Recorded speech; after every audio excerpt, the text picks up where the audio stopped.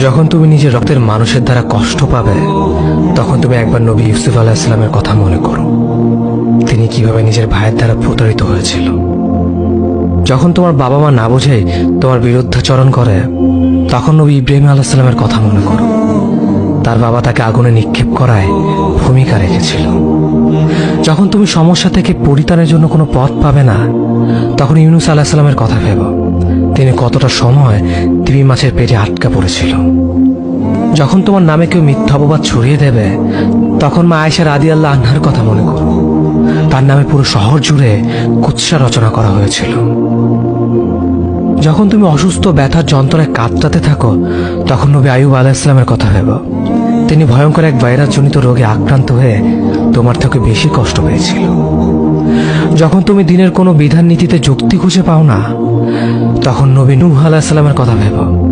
তিনি কোনো প্রশ্ন ছাড়াই মরুভূমিতে নৌকা তৈরি করেছিল।